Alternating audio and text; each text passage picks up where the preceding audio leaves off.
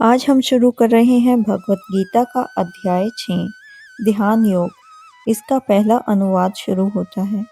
जो कर्म फल के प्रति अनासक्त है और जो अपने कर्तव्य का पालन करता है वही सन्यासी और असली योगी है। वह नहीं जो ना तो अग्नि जलाता है और ना ही कर्म करता है। इस अध्याय में भगवान बताते हैं कि अष्टांग योग पद्धति मन तथा इंद्रियों को वश में करने का साधन है, किंतु इस कलयुग में सामान्य जनता के लिए इसे पूरा कर पाना बहुत कठिन है। जबकि इस अध्याय में इस पद्धति की स्तुति की गई है। भगवान बताते हैं कि केवल कर्म छोड़ देना सही रास्ता नहीं है, बल्कि भगवान की भावना में रहकर अपने काम करना उससे भी ज्यादा अच्छा है।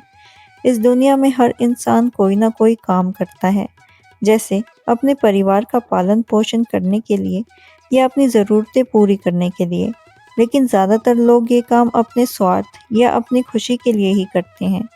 असल में सही रास्ता यह है कि इंसान अपने काम के फल की इच्छा ना करे, बल्कि भगवान को खुश करने के लिए काम करे। जैसे हमारे शरीर के अंग अपने लिए काम नहीं करते, बल्कि पूरे शरीर के लिए काम करते हैं, वैसे ही इंसान को भी अपने लिए नहीं बल्कि भगवान के लिए काम करना चाहिए। जो व्यक्ति अपने सुख के लिए काम करता है वह पूरी तरह सही नहीं होता, और जो सब काम छोड़ देता है लेकिन अपनी आत्मिक सुख के लिए ऐसा करता है उसमें भी स्वार्थ रहता है। लेकिन जो व्यक्ति बिना किसी स्वार्थ के केवल भगवान को खुश करने के लिए काम करता है वही सच्चा योगी और सच्चा सन्यासी कहलाता है। कुछ लोग सोचते हैं कि सन्यासी बनने का मतलब है कि सारे काम छोड़ देना, लेकिन यह सही नहीं है। अगर कोई व्यक्ति आंखें बंद करके योग करता है या काम छोड़ देता है, लेकिन उसके अंदर अपने सुख की इच्छा है, तो वह भी पूरी तरह सही नहीं है। कृष्ण भावना वाला व्यक्ति कभी अपने सुख के बारे में नहीं सोचता। उसका एक ही लक्ष्य होता है कि भगवान खुश रहे। इसीलिए वह असली योगी और असली सन्यासी कहलाता है। इस पर अर्जुन कहते हैं कि हे सर्वशक्तिमान प्रभु, मुझे ना तो धन संग्रह करने की कामना है, ना मैं सुंदर स्त्रियों के साथ रमण करने का अभिलाषी हूँ, ना ही मुझे अनुयायियों की कामना है। मैं तो आपकी प्रेम भक्ति की आहुति कृपा का ही अभिलाषी हूँ। अगला अनुवाद आता है। हे पांडव पुत्र, जिसे लोग संन्यास कहते हैं वही वास्तव में योग है, यानी परमात्मा से जुड़ना। क्योंकि जब तक इंसान इंद्रियों की खुशी के लिए इच्छाओं को नहीं छोड़ता, तब तक वह कभी भी सच्चा योगी नहीं बन सकता। वास्तव में संन्यास, योग या भक्ति का मतलब यह है कि जीवात्मा अपनी असल स्थिति को समझे और उसी के अनुसार काम करे। जीवात्मा का अपना कोई अलग अस्तित्व नहीं होता, वह परमेश्वर की शक्ति का ही एक हिस्सा होता है। जब वह माया के प्रभाव में आ जाता है तो बंधनों में फंस जाता है, लेकिन जब वह कृष्ण भावना में रहता है यानी आध्यात्मिक रूप से जागरूक रहता है, तब वह अपनी असली स्थिति में होता है। जब इंसान को पूरा ज्ञान हो जाता है तो वह इंद्रियों की सुख इच्छाओं को छोड़ देता है और ऐसे कामों से दूर हो जाता है जो सिर्फ इंद्रियों के सुख के लिए होते हैं।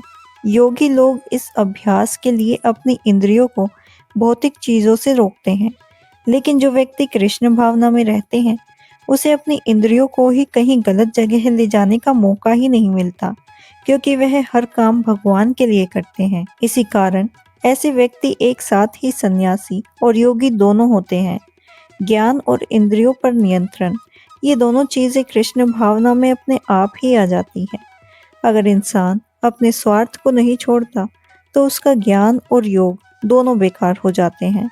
जीवात्मा का असली उद्देश्य यह है कि वह अपने हर तरह से स्वार्थ और अपनी खुशी की इच्छाओं को छोड़कर हमेशा परमेश्वर को खुश करने के लिए तैयार रहे। कृष्ण भावना वाले व्यक्ति अपने सुख के बारे में नहीं सोचते, वह हमेशा भगवान को खुश करने में ही लगे रहते हैं। अगला अनुवाद आता है।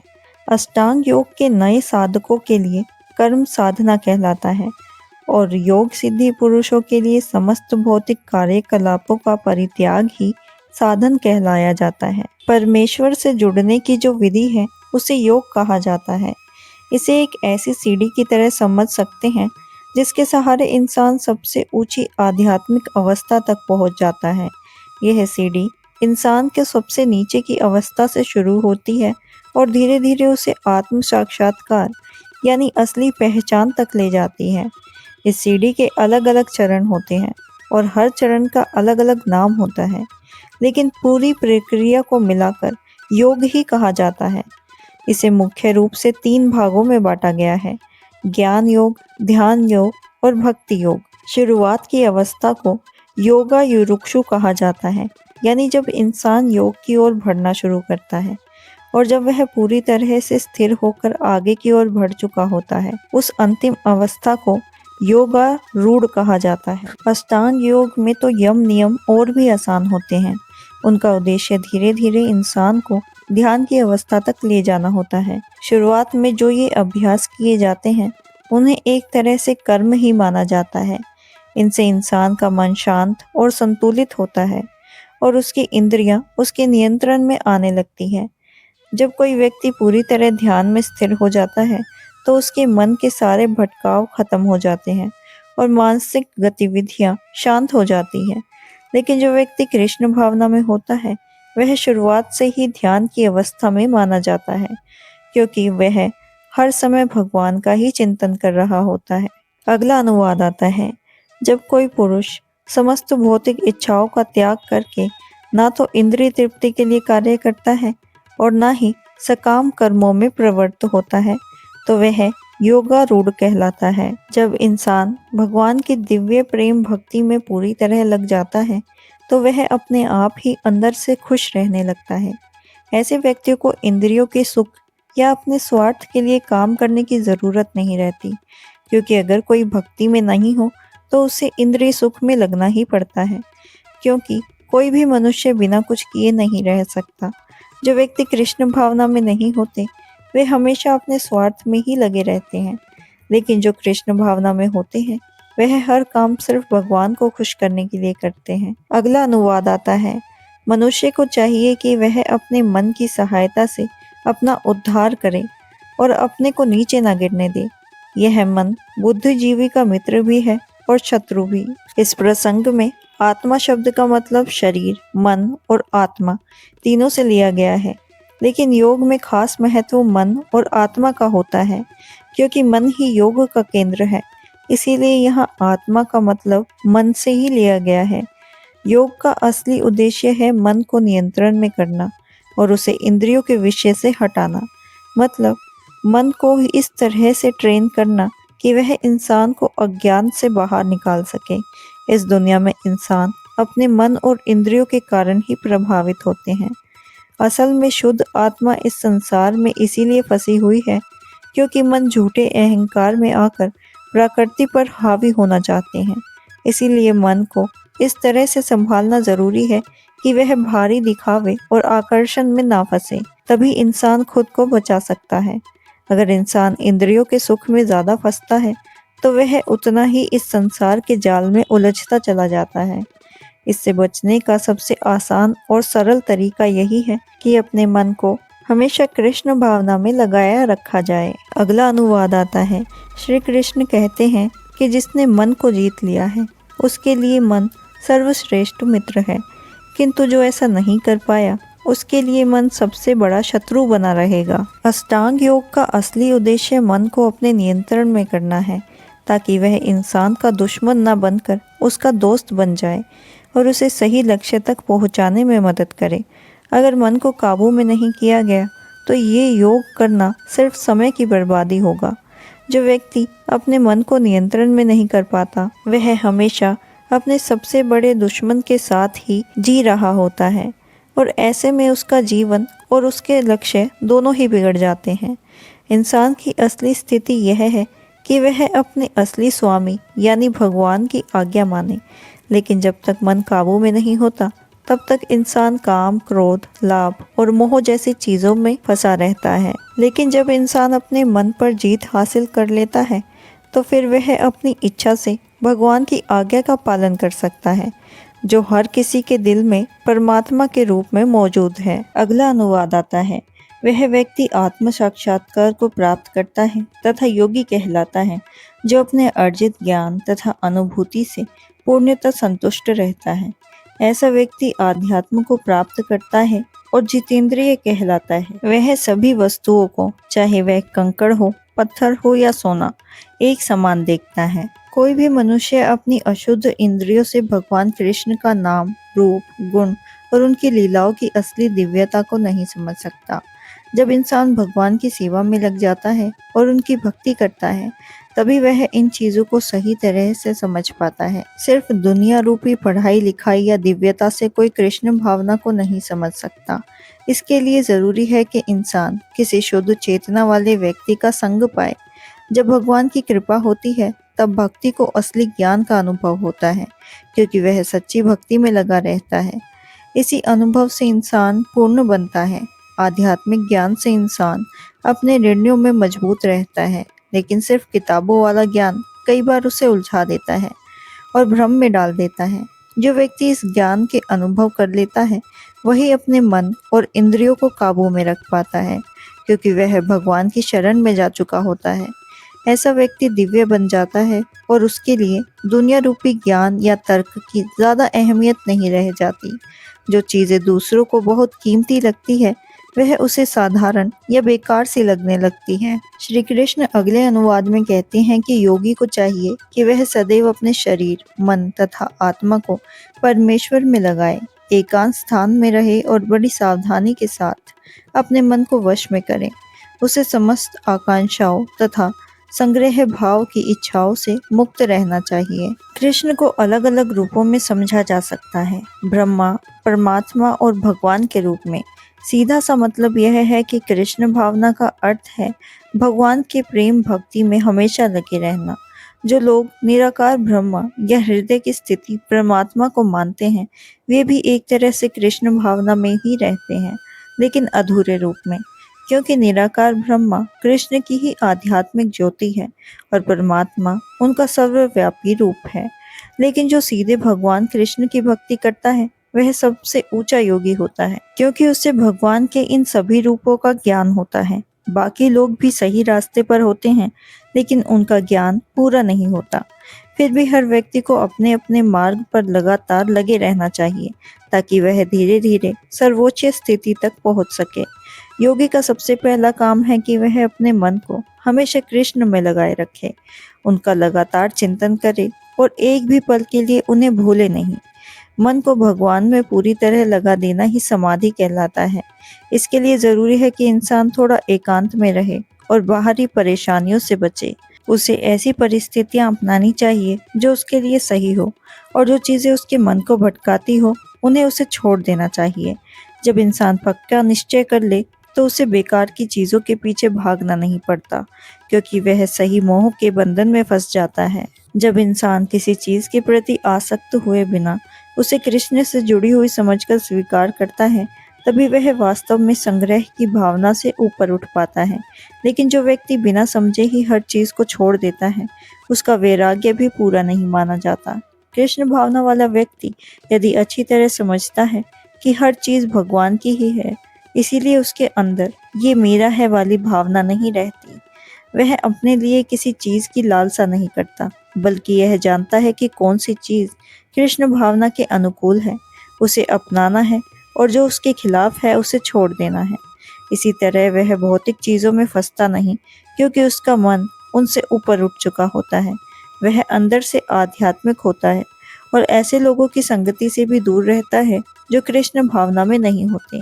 इसीलिए वह अकेला दिख सकता है, लेकिन वास्तव में वह पूर्ण योगी होता है। अगला अनुवाद आता है। योगाभ्यास के लिए योगी एकांत स्थान में जाकर भूमि पर कुशा बिछा दे और फिर उसे मृगशाला से ढक दे तथा इसके ऊपर मुलायम वस्त्र बिछा दे। आसन ना तो बहुत ऊंचा हो, ना ही बहुत नीचा। यह पवित्र स्थान में स्थित हो। योगी को चाहिए कि इस पर दृढ़ निश्चय पूर्वक बैठ जाए और मन, इंद्रियों तथा काम को वश में करते हुए तथा मन को एक बिंदु पर स्थिर करके हृदय को शुद्ध करने के लिए योगाभ्यास करें। पवित्र स्थान का मतलब तीर्थ स्थान होता है। भारत में योगी और भक्त लोग अपना घर छोड़कर प्रयाग, मथुरा, वृंदावन, ऋषिकेश और हरिद्वार जैसे पवित्र स्थानों पर रहते हैं और एकांत जगह में योग का अभ्यास करते हैं, जहाँ गंगा और यमुना जैसी नदियाँ बहती हैं। लेकिन हर किसी के लिए, खासकर आम लोगों के लिए ऐसा कर पाना आसान नहीं होता। बड़े बड़े शहरों में जो योग की संस्थाएं होती हैं, वे भले ही पैसा कमा ले, लेकिन असली योग का अभ्यास वहाँ ठीक से नहीं हो पाता। जिस व्यक्ति का मन स्थिर नहीं है और जो अपने ऊपर नियंत्रण नहीं रख सकता, वह ध्यान नहीं कर सकता। इसीलिए कहा गया है कि आज के समय यानी कलयुग में, जब लोगों की उम्र कम है, मन अशांत है और वे चिंताओं से घिरे रहते हैं, तब भगवान को पाने का सबसे अच्छा और आसान तरीका उनके पवित्र नाम का कीर्तन करना है। अगले अनुवाद में भगवान श्री कृष्ण कहते हैं कि योगा अभ्यास करने वाले को चाहिए कि वह अपने शरीर, गर्दन तथा सिर को सीधा रखे और नाक के अगले सिरे पर नजरें लगाएं। इस प्रकार वह अविचलित तथा दमित मन से, भय रहित विषयी जीवन से पूर्णतः मुक्त होकर अपने हृदय में मेरा चिंतन करे और मुझे ही अपना चरम लक्ष्य बनाए। जीवन का असली उद्देश्य भगवान श्री कृष्ण को जानना है, जो हर जीव के हृदय में चार भुजाओं वाले परमात्मा के रूप में स्थित है। योग का असली मकसद भी इसी अंदर मौजूद विष्णु भगवान को ढूंढना और अनुभव करना है। यह जो परमात्मा के रूप में है, वही कृष्ण का अंश है, जो हर किसी के दिल में रहते हैं। जो लोग इस सच्चाई को छोड़कर किसी दिखावटी योग में लगे रहते हैं, वह अपना समय बर्बाद करते हैं। कृष्ण ही जीवन का अंतिम लक्ष्य है और हृदय में स्थित परमात्मा का अनुभव करना ही योग का उद्देश्य है। इसे पाने के लिए ब्रह्मचर्य बहुत जरूरी बताया गया है। इसीलिए पहले के समय में लोग घर छोड़कर एकांत में रहकर साधना करते थे, लेकिन सिर्फ घर में रहकर या बाहर जाकर योग की क्लास लेने से कोई योगी नहीं बन जाता। असली बात है मन को काबू में करना और इंद्रियों के सुख को छोड़ देना। इंद्रियों के सुख में सबसे मुख्य है काम वासना, इसीलिए उससे दूर रहना बहुत जरूरी माना गया है। एक महान ऋषि ने कहा है कि हर समय, हर जगह और हर स्थिति में मन, वचन, कर्म से, इन भोगों से दूर रहना ही ब्रह्मचर्य है। बिना इसके योग आगे संभव नहीं है। इसीलिए पहले के समय में बच्चों की छोटी उम्र में ही उन्हें गुरुकुल में ब्रह्मचर्य की शिक्षा दी जाती थी, ताकि वह अपने मन और इंद्रियों पर नियंत्रण सीख सके। बिना इस अभ्यास के तो योग, चाहे वह ध्यान, ज्ञान या भक्ति, इसमें आगे नहीं बढ़ सकता। हालांकि जो व्यक्ति शादीशुदा जीवन में रहते हुए भी नियमों का पालन करते हैं और संयम रखते हैं, उसे भी एक प्रकार का ब्रह्मचर्य माना जाता है। भक्ति मार्ग में ऐसे संयमी ग्रस्त को स्वीकार किया जाता है, क्योंकि भगवान की भक्ति इतनी शक्तिशाली होती है कि उसमें लगे रहने से धीरे धीरे इंद्रिय सुखों का आकर्षण अपने आप कम हो जाता है। अगला अनुवाद आता है। इस प्रकार शरीर, मन तथा कर्म में निरंतर संयम का अभ्यास करते हुए संयमित मन वाले योगी को इस भौतिक अस्तित्व की समाप्ति पर भगवत धाम की प्राप्ति होती है। अब योग के अंतिम लक्ष्य को समझाया जा रहा है। योग का अभ्यास किसी भौतिक सुविधा या फायदा पाने के लिए नहीं होता, बल्कि इसका असली उद्देश्य इस भौतिक संसार से ऊपर उठना है।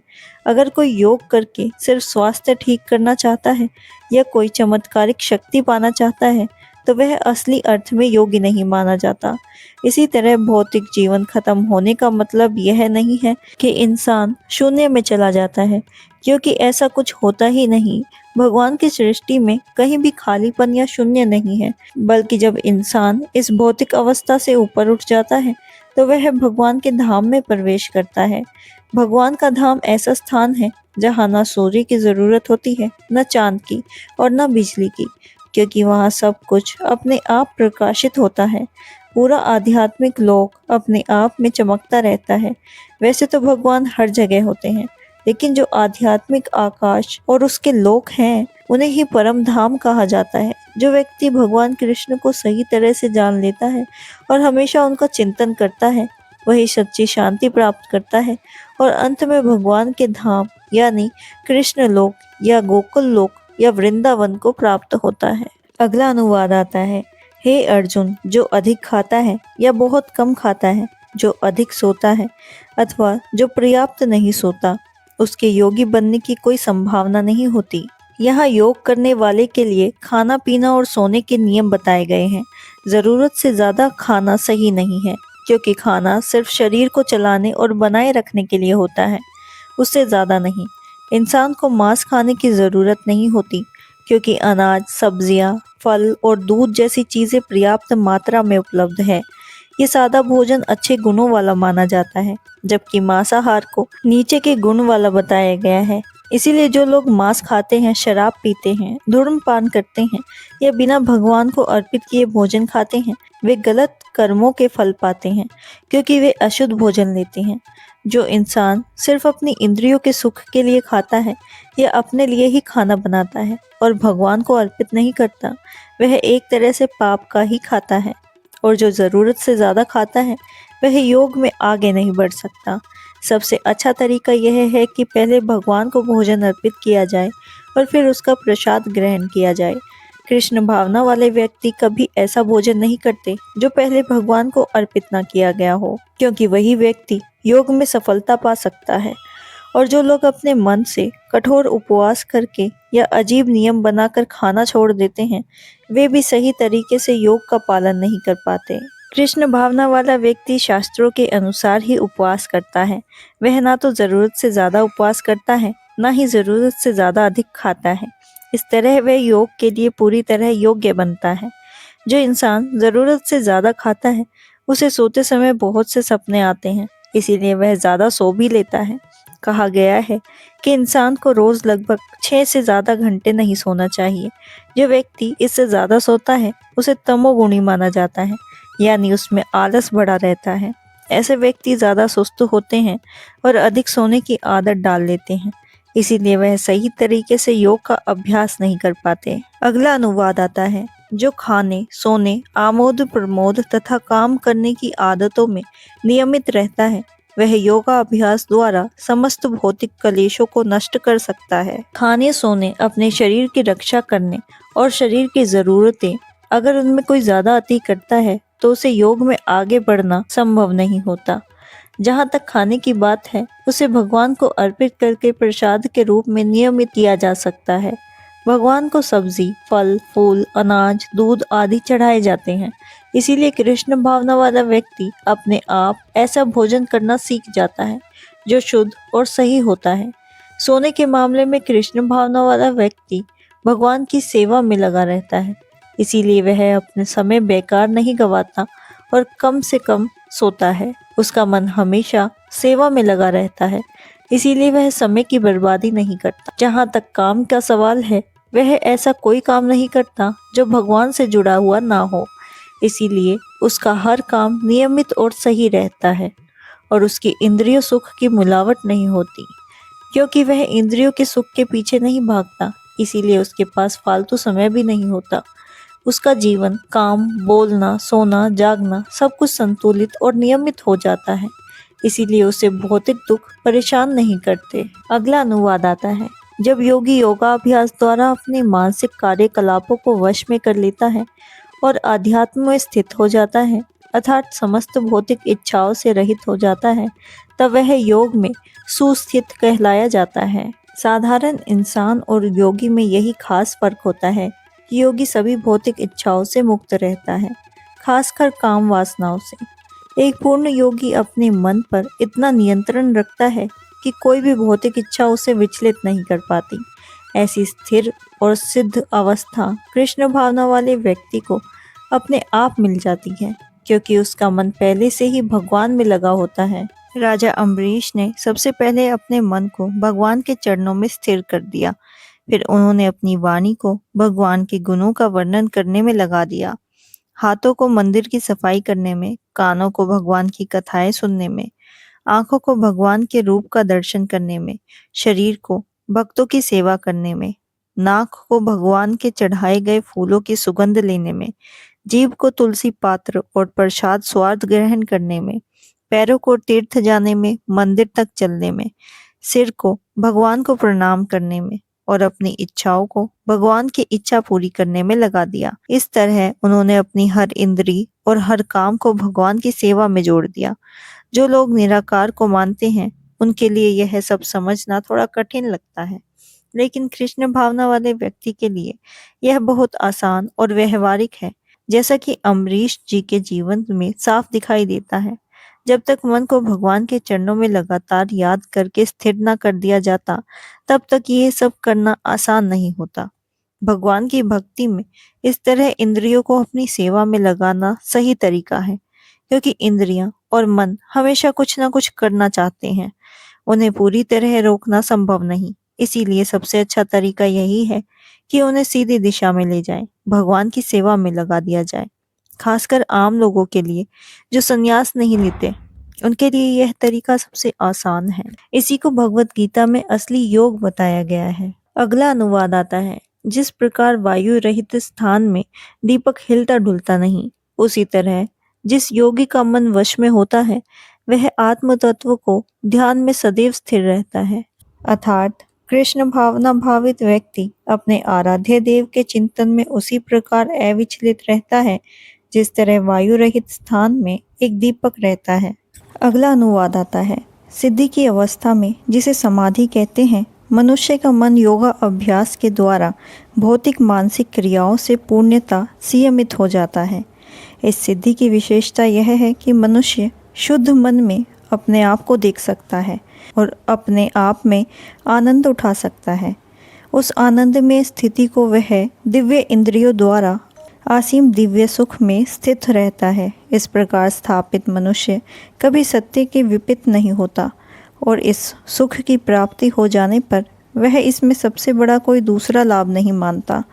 ऐसी स्थिति को पाकर मनुष्य बड़ी से बड़ी कठिनाइयों में भी विचलित नहीं होता। इसका मतलब है कि योग करने से मनुष्य धीरे धीरे भौतिक इच्छाओं और दुनियावी सोच से दूर हो जाता है।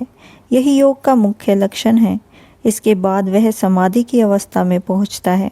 समाधि का अर्थ है कि योगी अपने शुद्ध मन और बुद्धि से परमात्मा का अनुभव करता है, लेकिन खुद को परमात्मा नहीं मानता। योग का अभ्यास बहुत हद तक पतंजलि की पद्धति पर आधारित है।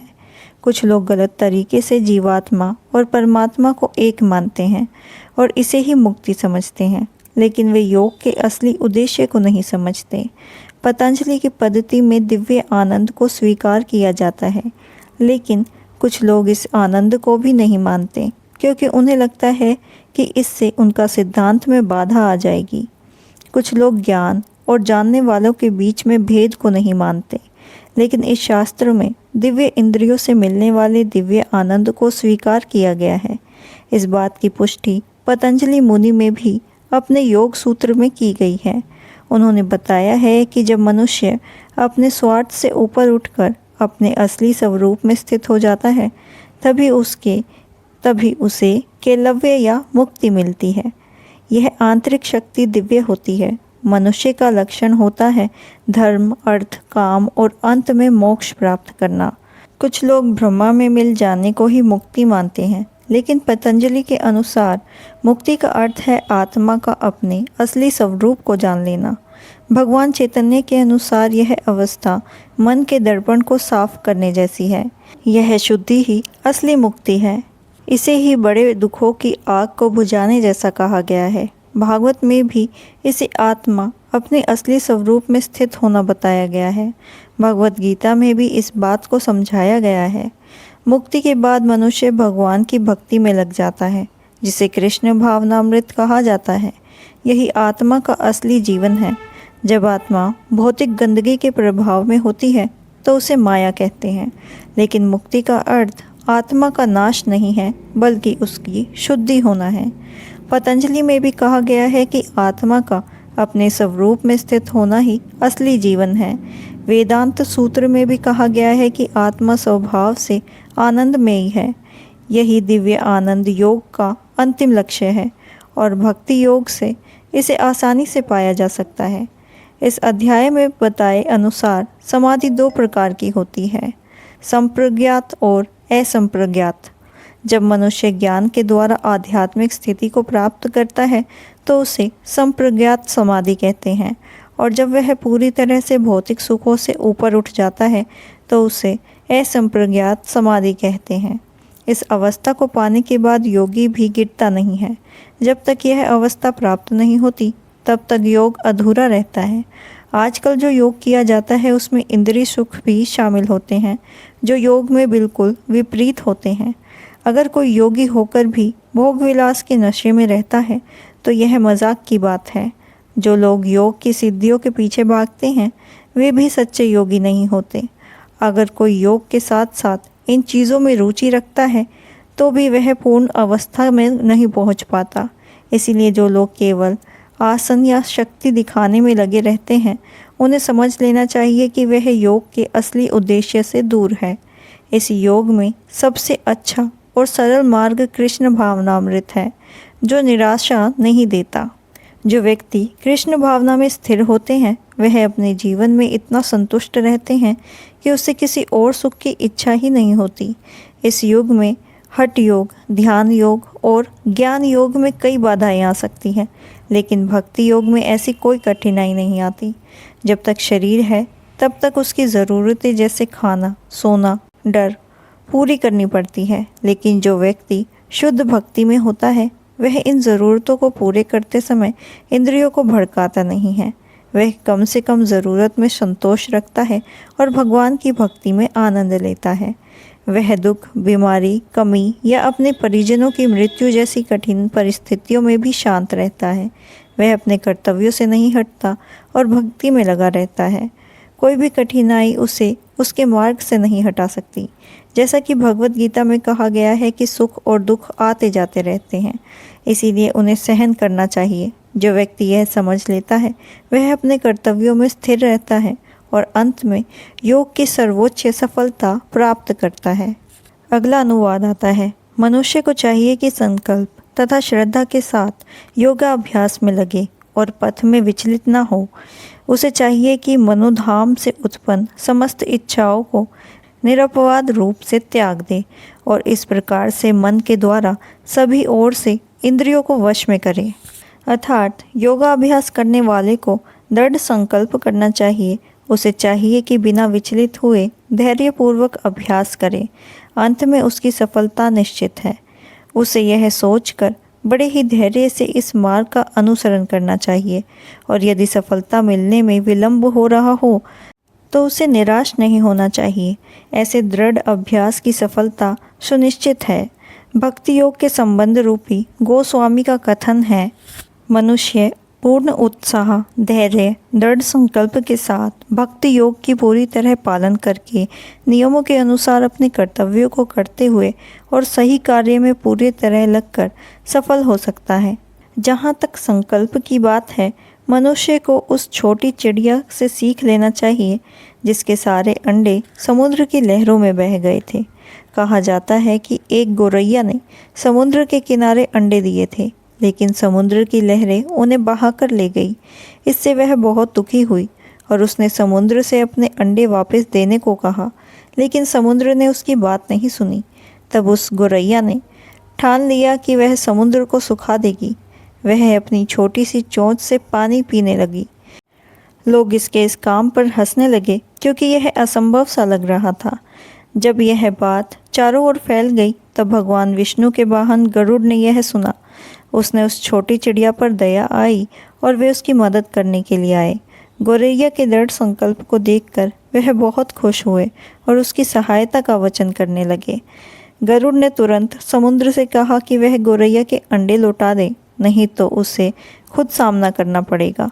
यह सुनकर समुद्र डर गया और उसके अंडे वापस कर दिए। इस तरह गरुड़ की कृपा से वह गौरैया फिर से खुश हो गई। इसी तरह योग, विशेषकर कृष्ण भावना में भक्ति योग, शुरू में कठिन सा लगता है, लेकिन जो व्यक्ति दृढ़ संकल्प के साथ नियमों का पालन करता है, भगवान उसकी सहायता ज़रूर करते हैं, क्योंकि जो अपनी मदद खुद करता है, भगवान भी उसी की मदद करते हैं। अगला अनुवाद आता है। धीरे धीरे पूर्ण विश्वास पूर्वक बुद्धि के द्वारा समाधि में स्थित होना चाहिए और इस प्रकार मन को आत्मा में ही स्थित करना चाहिए तथा अन्य कुछ भी नहीं सोचना चाहिए। अर्थात उचित विश्वास और बुद्धि के द्वारा मनुष्य को धीरे धीरे सभी इंद्रिय कार्य को रोक देना चाहिए। इसे प्रत्याहार कहा जाता है। मनुष्य को विश्वास, ध्यान और इंद्रियों को नियंत्रण में करके वश में करना चाहिए और उसे समाधि में स्थित करना चाहिए। उस समय शरीर और उससे जुड़ी सोच में फंसने की कोई संभावना नहीं रहती। दूसरे शब्दों में, जब तक शरीर है तब तक मनुष्य भौतिक चीज़ों में लगा रहता है, लेकिन उसे इंद्रियों के सुख के बारे में नहीं सोचना चाहिए। उसे परमात्मा के आनंद के अलावा किसी और सुख के बारे में नहीं सोचना चाहिए। कृष्ण भावनामृत का अभ्यास करने से यह अवस्था आसानी से प्राप्त की जा सकती है। अगला अनुवाद आता है। श्री कृष्ण कहते हैं कि मन अपनी चंचलता तथा अस्थिरता के कारण जहाँ कहीं भी विचरण करता हो, मनुष्य को चाहिए कि वह उसे वहाँ से खींचे और वश में लाए। मन स्वभाव से चंचल और अस्थिर है, किंतु स्वरूप सिद्धि योगी को मन को वश में लाना चाहिए। उस पर मन का अधिकार नहीं होना चाहिए। जो मन को वश में रखता है वह गोस्वामी या स्वामी कहलाता है, और जो मन के वशीभूत होता है वह गोदास अर्थात इंद्रियों का सेवक कहलाता है। अगला अनुवाद आता है। जिस योगी का मन मुझ में स्थिर रहता है वह निश्चित ही दिव्य सुख की सर्वोच्च सिद्धि प्राप्त करता है। रजोगुण से परे हो जाता है। वह परमात्मा के साथ अपनी गुणात्मक एकता को समझता है और इससे वह समस्त विगत कर्मों के फल से निर्वृत्त हो जाता है। ब्रह्मभूत वह अवस्था है जिसमें मनुष्य भौतिक दोषों से मुक्त होकर भगवान की दिव्य सेवा में स्थिर हो जाता है। जब तक मनुष्य का मन भगवान के चरणों में स्थिर नहीं होता, तब तक वह ब्रह्म अवस्था में नहीं रह सकता। भगवान की दिव्य प्रेम भक्ति में निरंतर लगे रहना, यह कृष्ण भावनामृत में रहना, वास्तव में रजोगुण और भौतिक दोषों से मुक्त होना है। अगला अनुवाद आता है। वास्तविक योगी समस्त जीवों में मुझको तथा मुझ में समस्त जीवों को देखता है। निसंदेह स्वरूप सिद्धि व्यक्ति मुझ परमेश्वर को सर्वथा देखता रहता है। कृष्ण भावना में स्थित योगी पूर्ण दृष्टि वाला होता है। वह परम ब्रह्मा कृष्ण को हर प्राणी के हृदय में परमात्मा के रूप में देखता है। अपने परमात्मा रूप में भगवान एक कुत्ते और एक ब्राह्मण दोनों के दिल में रहते हैं। पूर्ण योगी जानता है कि भगवान हमेशा दिव्य है और कुत्ते या ब्राह्मण के दिल में रहने से भी वह भौतिक रूप से प्रभावित नहीं होते। यही भगवान की पूर्ण निष्पक्षता है। यद्यपि जीवात्मा भी हर एक शरीर में होती है, लेकिन वह एक साथ सभी के दिल में नहीं होती। यही आत्मा और परमात्मा के बीच का अंतर है। जो सच्चा योगी नहीं है वह इस बात को स्पष्ट रूप से नहीं समझ पाता। कृष्ण भावना में स्थित व्यक्ति आस्तिक और नास्तिक दोनों में कृष्ण को देख सकता है। स्मृति में भी कहा गया है कि भगवान ही सभी जीवों के मूल कारक है और माता तथा पालन करने वाले के समान है। जैसे माता अपने सभी बच्चों के प्रति समान भाव रखती है, वैसे ही परम पिता भी सभी जीवों के प्रति समान भाव रखते हैं। इसीलिए परमात्मा हर जीव में निवास करते हैं। बाहरी रूप से भी हर जीव भगवान की शक्ति में स्थित है। भगवान की दो मुख्य शक्तियां होती है, परा और अपरा। जीव परा शक्ति का अंश होते हैं और अपरा शक्ति से बंधे होते हैं। इसीलिए हर जीव किसी न किसी रूप में भगवान में ही स्थित होते हैं। योगी समदर्शी होता है क्योंकि वह देखता है कि सभी जीव अपने अपने कर्मों के अनुसार अलग अलग स्थितियों में रहकर भी भगवान के सेवक हैं। अपरा शक्ति में जीव भौतिक इंद्रियों का दास होता है, जबकि पराशक्ति में वह सीधे भगवान का दास होता है। इस प्रकार हर अवस्था में जीव भगवान का ही सेवक होता है। कृष्ण भावना में स्थित व्यक्ति यह समदृष्टि पूरी तरह से विकसित हो जाती है। अगला अनुवाद आता है।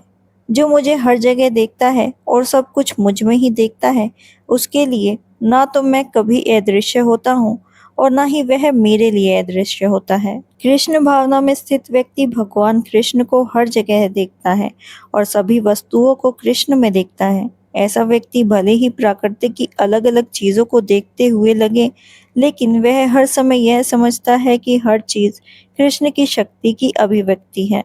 कृष्ण भावना में मूल सिद्धांत यह है कि कृष्ण के बिना कुछ भी अस्तित्व नहीं है और कृष्ण ही सबके स्वामी हैं। कृष्ण भावना का मतलब है कृष्ण के प्रति प्रेम का विकसित करना। यह अवस्था भौतिक मुक्ति से भी ऊपर होती है। जब आत्म साक्षात्कार के बाद व्यक्ति कृष्ण भावना में स्थित हो जाता है, तो वह कृष्ण में इस तरह जुड़ जाता है कि उसके लिए कृष्ण ही सब कुछ बन जाते हैं और उसका दिल कृष्ण के प्रेम से भर जाता है। जब भगवान और भक्त के बीच गहरा संबंध बनता है, इस अवस्था में आत्मा नष्ट नहीं होती और ना ही भगवान की भक्ति की दृष्टि दूर होती है। कृष्ण में लीन होना आत्मा का नाश नहीं है। सच्चा भक्त कभी ऐसा नहीं चाहता। ब्रह्म संहिता में कहा गया है कि शुद्ध भक्त भगवान गोविंद का दर्शन प्रेम भरी आंखों से करते हैं और उन्हें अपने दिल में सुंदर रूप में देखते हैं। इस अवस्था में न तो भगवान अपने भक्त से छिपते हैं और न ही भक्त उनसे दूर होता है। यह स्थिति एक सच्चे योगी की भी होती है, क्योंकि वह अपने दिल में परमात्मा के रूप में भगवान को देखता रहता है। ऐसा योगी शुद्ध भक्त बन जाता है और अपने अंदर भगवान को देखे बिना एक क्षण भी नहीं रह सकता। अगला अनुवाद आता है। हे अर्जुन, वह पूर्ण योगी है जो अपनी तुलना में समस्त प्राणियों की उनके सुखों तथा दुखों में वास्तविक समानता का दर्शन करता है। कृष्ण भावना में स्थित व्यक्ति पूर्ण योगी होता है। वह अपने अनुभव से हर प्राणी के सुख और दुख को समझता है। जीव के दुख का कारण है भगवान से अपने संबंध को भूल जाना और सुख का कारण है यह समझना कि कृष्ण ही सभी कर्मों के सर्वोच्च भोक्ता है, सभी लोकों और पृथ्वी के स्वामी हैं और सभी जीवों के सच्चे दिल में रहते हैं। पूर्ण योगी जानता है कि भौतिक प्रकृति के गुणों से प्रभावित जीव कृष्ण से अपने संबंध को भूलकर तीन प्रकार के दुखों को भोगता है, और क्योंकि कृष्ण भावना में स्थित व्यक्ति स्वयं सुखी होता है, इसीलिए वह इस ज्ञान को हर जगह फैलाना चाहता है। पूर्ण योगी कृष्ण भावना बनने के महत्व को लोगों तक पहुंचाता है, इसीलिए वह संसार का सबसे बड़ा उपकारी और भगवान का प्रिय सेवक होता है। दूसरे शब्दों में, भगवान का भक्त हमेशा सभी जीवों का भला चाहता है, इसीलिए वह हर प्राणी का सच्चा मित्र होता है। वही सबसे श्रेष्ठ योगी है, क्योंकि वह केवल अपने सुख के लिए सिद्धि नहीं चाहता, बल्कि दूसरों के लिए चाहता है। वह किसी से द्वेष नहीं करता। यही अंतर है एक भक्त और उस योगी में जो केवल अपनी उन्नति के बारे में सोचते हैं। जो योगी केवल ध्यान करने के लिए एकांत में चला जाता है, वह उतना श्रेष्ठ नहीं है जितना वह भक्त जो हर व्यक्ति को कृष्ण भावना में बनने का प्रयास करता रहता है। अगले अनुवाद में अर्जुन ने कहा, हे मधुसूदन, आपने जिस योग पद्धति का संक्षेप में वर्णन किया है, वह मेरे लिए अव्यवहारिक तथा असहनीय है, क्योंकि मन चंचल तथा अस्थिर है। भगवान कृष्ण ने अर्जुन के लिए जिस योग पद्धति का वर्णन किया, उसे अर्जुन अपनी असमर्थता के कारण स्वीकार नहीं कर रहा। इस कलयुग में सामान्य मनुष्य के लिए यह संभव नहीं है कि वह अपना घर छोड़कर किसी पहाड़ या जंगल में एकांत में जाकर योगा अभ्यास करे। आज के समय में खासियत है कि लोग छोटी सी जिंदगी में बहुत संघर्ष करते हैं। लोग आसान और सरल तरीके से भी आत्म साक्षात्कार के लिए गंभीर नहीं होते, तो इस कठिन योग पद्धति को अपनाना और भी मुश्किल है। इस योग पद्धति में जीवन शैली, आसन, जगह का चुनाव और भौतिक व्यवस्थाओं से दूर रहने जैसे कई नियम होते हैं, जो आम इंसान के लिए कठिन है। व्यवहारिक रूप से अर्जुन ने भी सोचा कि इस योग पद्धति का पालन करना बहुत मुश्किल है, जबकि उसमें बहुत से अच्छे गुण थे। वह एक राजकुमार था, महान योद्धा था, लंबे जीवन वाला था और सबसे बड़ी बात कि वह भगवान कृष्ण का करीबी मित्र था। 5000 साल पहले अर्जुन के पास हमसे ज्यादा सुविधाएं थी, फिर भी उसने इस योग पद्धति को अपनाने से मना कर दिया। इतिहास में भी ऐसे कई प्रमाण नहीं मिला कि अर्जुन ने इस प्रकार का योग अभ्यास किया हो। इसीलिए यह समझना चाहिए कि यह पद्धति इस कलयुग के सामान्य लोगों के लिए बहुत कठिन है। हाँ, कुछ विशेष लोगों के लिए यह संभव हो सकता है, लेकिन आम लोगों के लिए यह लगभग असंभव है।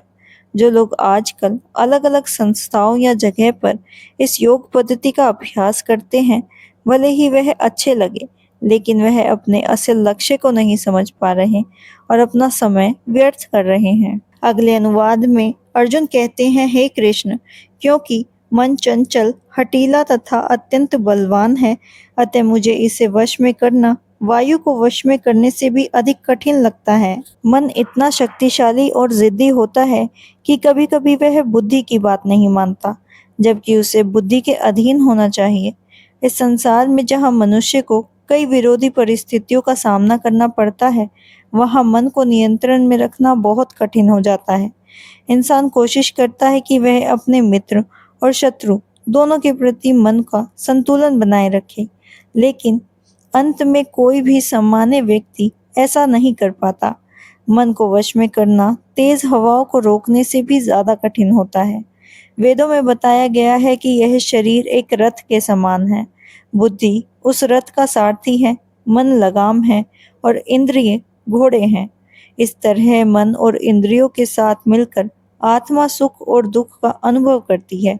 हालांकि बुद्धि को मन के नियंत्रण में करना चाहिए, लेकिन मन इतना मजबूत और हठी होता है कि उसे नियंत्रण में करना बहुत कठिन हो जाता है।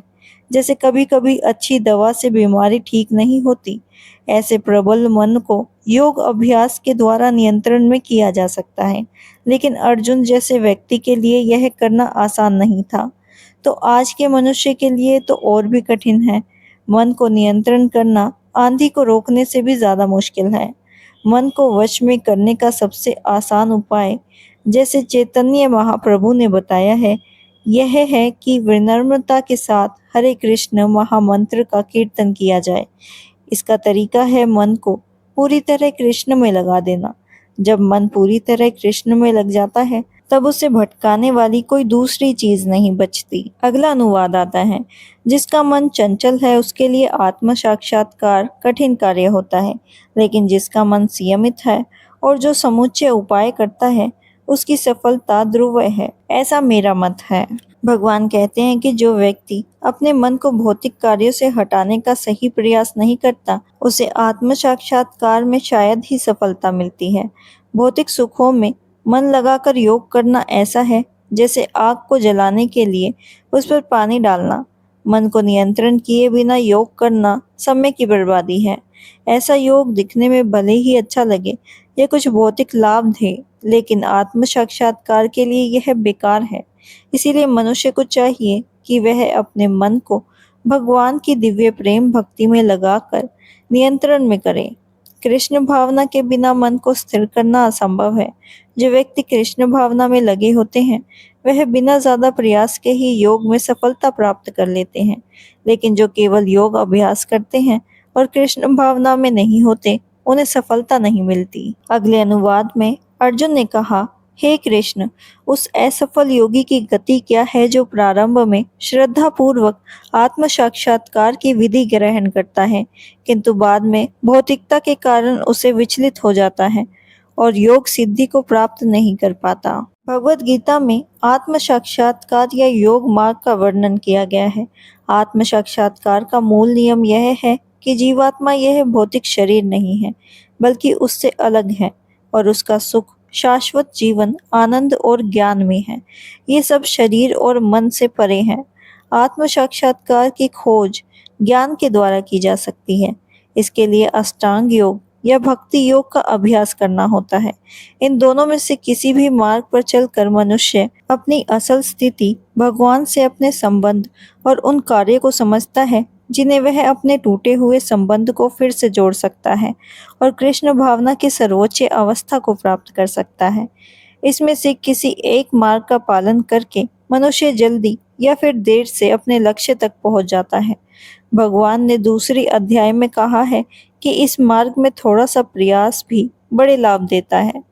इसमें से भक्ति योग इस योग के लिए सबसे उपयुक्त है, क्योंकि यह भगवान को पाने का सबसे सरल और सीधा तरीका है। इसीलिए अर्जुन ने भगवान कृष्ण से अपने संदेह को दूर करने के लिए फिर से पुष्टि करने को कहा। हालांकि कोई व्यक्ति आत्म साक्षात्कार का मार्ग को सही तरीके से अपनाने की कोशिश करे, फिर भी ज्ञान योग और अष्टांग योग इस योग से बहुत कठिन है। लगातार प्रयास करने पर भी मनुष्य कई कारणों से असफल हो सकता है। पहला कारण यह है कि वह इस मार्ग के नियमों का सही तरीके से पालन नहीं करता। आध्यात्मिक मार्ग पर चलना माया के खिलाफ लड़ाई जैसा है। जब भी मनुष्य माया से बाहर निकलने की कोशिश करता है, माया उसे अलग अलग लालच देकर फिर से फंसाने की कोशिश करती है। जीव पहले से ही प्रकृति के गुणों से प्रभावित होता है और साधना करते समय भी उसकी फिर से भ्रमित होने की संभावना बनी रहती है। इसे ही योग में फिर से गिर जाना या मार्ग से भटक जाना कहा जाता है। अर्जुन इसी बात को समझाना चाहता है कि अगर कोई व्यक्ति आत्म साक्षात्कार के मार्ग से भटक जाए तो उसका परिणाम क्या होता है। अगले अनुवाद में अर्जुन कहते हैं कि हे महाबाहु कृष्ण, क्या ब्रह्म प्राप्ति के मार्ग से भ्रष्ट ऐसा भी व्यक्ति आध्यात्मिक तथा भौतिक दोनों ही सफलताओं से व्युक्त नहीं होता और छिन्न भिन्न बादल की भांति विनिष्ट हो जाता है, जिसके फलस्वरूप उसके लिए किसी भी लोक में कोई स्थान नहीं रहता। उन्नति के दो मार्ग होते हैं। भौतिकवादी लोगों की आध्यात्म में कोई रुचि नहीं होती, इसीलिए वे या तो आर्थिक विकास के द्वारा भौतिक प्रकृति में लगे रहते हैं या अच्छे कर्मों के द्वारा ऊंचे लोकों को पाने की इच्छा रखते हैं। लेकिन यदि कोई व्यक्ति आध्यात्मिक मार्ग चुनता है तो उसे सभी प्रकार के भौतिक सुखों से दूर रहना पड़ता है। यदि कोई ब्रह्म ज्ञान की इच्छा रखने वाला व्यक्ति असफल हो जाता है तो वह दोनों तरफ से नुकसान में रहता है। ना उसे भौतिक सुख मिल पाता है और ना ही आध्यात्मिक सफलता। उसकी स्थिति ऐसे बादल की तरह हो जाती है जो किसी बड़े बादल से अलग होकर हवा में बिखर जाता है। ब्रह्म साक्षात्कार का मार्ग यह है कि मनुष्य अपने आप को परमेश्वर का अंश समझे। परमेश्वर ब्रह्मा, परमात्मा और भगवान इन तीनों रूपों में प्रकट होते हैं। श्री कृष्ण परम सत्य के पूर्ण रूप है। इसीलिए जो व्यक्ति उनकी शरण में जाता है वह सच्चा सफल योगी होता है। ब्रह्म और परमात्मा के माध्यम से इस लक्ष्य तक पहुंचने में कई जन्म लग जाते हैं। इसीलिए भगवान को पाने का सबसे अच्छा सीधा मार्ग है भक्ति योग या कृष्ण भावनामृत। अगले अनुवाद में अर्जुन कहते हैं कि हे कृष्ण, यही मेरा संदेह है और मैं आपसे इसे पूर्णतः दूर करने की प्रार्थना कर रहा हूँ। आपके अतिरिक्त ऐसा कोई नहीं है जो इस संदेह को नष्ट कर सके। कृष्ण भूत, वर्तमान और भविष्य तीनों को जानने वाले हैं। भगवद गीता के आरंभ में भगवान ने कहा है कि सभी जीव पहले भी अलग अलग रूप में थे, अब भी हैं और भविष्य में भी अपनी अलग पहचान में बने रहेंगे, भले ही वह जन्म मरण से मुक्त हो जाएं। इस प्रकार उन्होंने जीव के भविष्य से जुड़े प्रश्न को स्पष्ट कर दिया। अब अर्जुन असफल योगियों के भविष्य के बारे में जानना चाहते हैं। कोई भी कृष्ण के समान या उनसे बड़ा नहीं है। बड़े बड़े ऋषि और दार्शनिक भी जो प्रकृति पर निर्भर है उनकी बराबरी नहीं कर सकते। इसीलिए सभी संदेहों का पूरा और अंतिम उत्तर केवल कृष्ण ही दे सकते हैं, क्योंकि वे भूत, वर्तमान और भविष्य सब कुछ जानने वाले हैं, लेकिन उन्हें पूरी तरह कोई नहीं जान सकता। अगले अनुवाद में भगवान ने कहा कि हे पार्थ पुत्र, कल्याण कार्यों में निरत योगी का ना तो इस लोक में और ना परलोक में ही विनाश होता है। भलाई करने वाला कभी बुराई से पराजित नहीं होता। यदि कोई सभी भौतिक इच्छाओं को छोड़कर भगवान की शरण में जाता है तो उसे ना कोई हानि होती है और ना ही उसका पतन होता है। दूसरी ओर जो लोग केवल अपने अपने कार्यों में लगे रहते हैं वे कुछ भी स्थायी रूप से प्राप्त नहीं कर पाते। भौतिक लाभ के लिए कई तरह से शास्त्रीय और सामान्य कार्य होते हैं, लेकिन आध्यात्मिक उन्नति यानी कृष्ण भावनामृत के लिए योगी को सभी भौतिक कार्यों का त्याग करना पड़ता है। कोई यह सोच सकता है कि अगर कृष्ण भावना पूरी तरह सफल हो जाए तो उसे सबसे ऊंची सीढ़ी मिल जाएगी, लेकिन अगर सफलता नहीं मिली तो क्या होगा? ऐसा लग सकता है कि तब भौतिक और आध्यात्मिक दोनों तरह से नुकसान रहेगा। शास्त्र कहते हैं कि जो अपने कर्तव्यों का पालन नहीं करता उसे पाप का फल मिलता है। इसीलिए जो व्यक्ति आध्यात्मिक मार्ग पर ठीक से नहीं चल पाता उसे भी फल भोगना पड़ सकता है। लेकिन भगवत पुराण यह आश्वासन देता है कि असफल योगी को चिंता करने की जरूरत नहीं है। भले ही वह अपने कर्तव्य ठीक से ना निभा पाए, फिर भी उसका नुकसान नहीं होता, क्योंकि कृष्ण भावना का थोड़ा सा भी प्रयास सभी कष्टों को हर देता है। ऐसा व्यक्ति अगले जन्म में भी अपने पिछले प्रयासों को आगे बढ़ाता है और फिर से भक्ति में लग जाता है। लेकिन जो व्यक्ति केवल अपने कर्तव्यों को करता है और उसमें कृष्ण भावना नहीं होती, उसे जरूरी नहीं है कि अच्छा ही फल मिले। इसका अर्थ यह है कि लोगों को दो भागों में बांटा जा सकता है, नियमों का पालन करने वाला और नहीं करने वाला। जो व्यक्ति केवल इंद्रियों के सुख में लगा रहता है वे बिना नियम के जीवन जीते हैं, और जो शास्त्रों के अनुसार चलते हैं वे नियमबद्ध जीवन जीते हैं। जो लोग बिना नियम के रहते हैं, चाहे वह पढ़े लिखे हो या नहीं, शक्तिशाली हो या कमजोर, वह केवल खाने, सोने, डरने और इंद्रियों के सुख में लगे रहते हैं। ऐसा कार्य भी सच्चा कल्याण नहीं देता। लेकिन जो लोग शास्त्रों के अनुसार संयम से जीवन जीते हैं और धीरे धीरे कृष्ण भावना की ओर आगे बढ़ते हैं, वह निश्चित रूप से जीवन में उन्नति करते हैं। कल्याण के मार्ग पर चलने वाले 3 प्रकार के लोग होते हैं, जो भौतिक सुखों के लिए नियमों का पालन करते हैं, जो इस संसार में मुक्ति पाना चाहते हैं और जो कृष्ण भावना में लगे रहते हैं। पहले प्रकार के लोग भी 2 तरह के होते हैं, जो इच्छाओं के साथ कर्म करते हैं, जो इंद्रियों का सुख नहीं चाहते। ऐसे लोग ऊंचे लोकों तक पहुंच सकते हैं, लेकिन जन्म मरण से मुक्त नहीं होते। सच्चा शुभ कर्म वही है जो आत्म साक्षात्कार की ओर ले जाए। जो काम इस दशा में नहीं ले जाता, वह वास्तव में लाभदायक नहीं होता। कृष्ण भावना से जुड़े कार्यों की सच्चे शुभ कार्य होते हैं। जो व्यक्ति इस मार्ग पर चलने के लिए कठिनाइयों को भी स्वीकार कर लेता है, वही सच्चा योगी कहलाता है। अगला अनुवाद आता है। हे करुणा निधान, ऐसा जन्म पाकर वह अपने पूर्व जन्म की देवी चेतना को पुनः प्राप्त करता है और पूर्ण सफलता प्राप्त करने के उद्देश्य से वह आगे उन्नति करने का प्रयास करता है। राजा भरत, जिन्हें तीसरे जन्म में एक श्रेष्ठ ब्राह्मण परिवार में जन्म मिला, इस बात का उदाहरण है कि पिछले आध्यात्मिक प्रयास कभी व्यर्थ नहीं जाते। भरत पहले पूरे विश्व के सम्राट थे और उन्हीं से उनके नाम पर इस देश का नाम भारतवर्ष पड़ा। पहले इसे इलावत वर्ष कहा जाता था। राजा भरत ने कम उम्र में ही आध्यात्मिक सिद्धि के लिए संन्यास ले लिया था, लेकिन वे इस जन्म में पूरी तरह सफल नहीं हो सके। अगले जन्म में उनका जन्म एक ब्राह्मण परिवार में हुआ और वे जड़ भरत के नाम से प्रसिद्ध हुए, क्योंकि वे एकांत में रहते थे और किसी से बात नहीं करते थे। बाद में राजा राहुगण ने उन्हें एक महान योगी के रूप में पहचाना। उनके जीवन से यह स्पष्ट होता है कि आध्यात्मिक प्रयास या योगा अभ्यास कभी बेकार नहीं जाते। भगवान की कृपा से योगी को बार बार अवसर मिलता है ताकि वह अंत में कृष्ण भावना में पूरी तरह सिद्धि प्राप्त कर सके। अगला अनुवाद आता है। अपने पूर्व जन्म की देवी चेतना से वह न चाहते हुए भी स्वयं योग के नियम की ओर आकर्षित होता है। ऐसे जिज्ञासु योगी शास्त्रों के अनुष्ठानों से परे स्थित होता है। उन्नत योगी शास्त्रों के नियमों के अनुसार कर्म कांडों में ज्यादा उलझते नहीं, बल्कि वे अपने आप में ही उन योग नियमों की ओर आकर्षित होते हैं जिनसे वह कृष्ण भावना में आगे बढ़ सके। श्रीमद् भगवद गीता में बताया गया है कि जो लोग भगवान के पवित्र नाम का जाप करते हैं, वे चाहे किसी भी निम्न परिवार में जन्म ले, फिर भी आध्यात्मिक जीवन में बहुत आगे बढ़ जाते हैं। ऐसे लोग मानो सभी तप, यज्ञ, तीर्थ और शास्त्रों का अध्ययन पहले से ही कर चुके हैं। इसका प्रसिद्ध उदाहरण चैतन्य महाप्रभु ने दिया।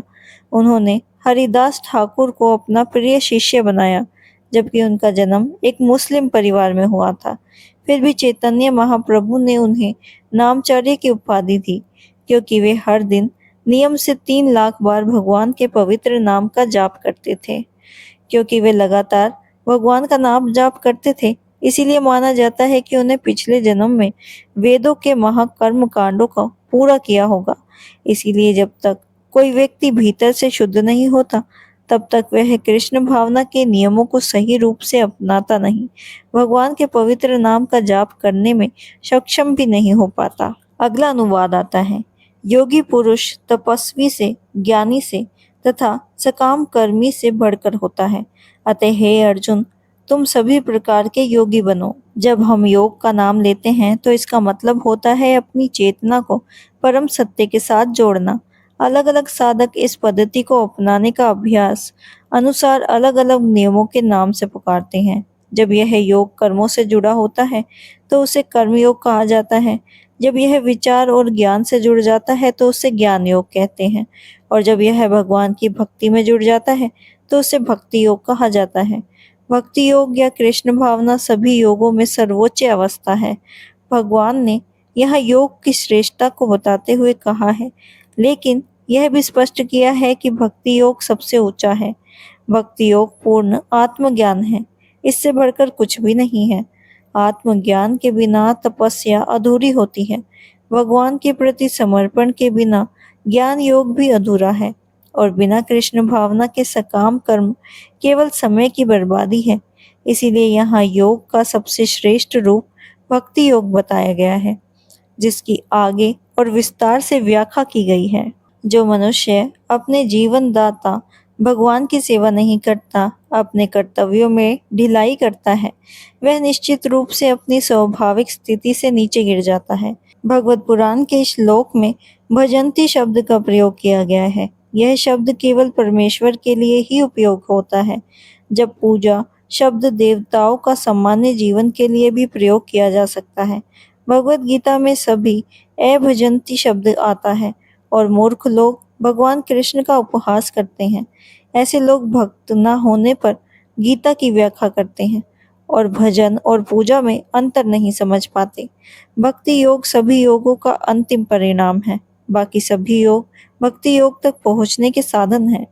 योग का असली अर्थ भक्ति योग ही है, जबकि सभी योग उसी की ओर ले जाते हैं। कर्म योग से शुरू होकर भक्ति योग तक पहुंचने का रास्ता आत्म साक्षात्कार का मार्ग है।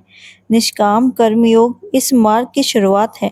जब कर्म योग में ज्ञान और वैराग्य बढ़ता है तो वह ज्ञान योग बन जाता है। जब ज्ञान योग में मन परमात्मा के ध्यान में स्थिर हो जाता है तो उसे अष्टांग योग कहते हैं। और जब यह साधना आगे बढ़कर भगवान के पास पहुंचा देती है तो वह भक्ति योग बन जाती है। असल में भक्ति योग ही अंतिम लक्ष्य है, लेकिन उसे समझने के लिए बाकी योगों को भी समझना जरूरी है।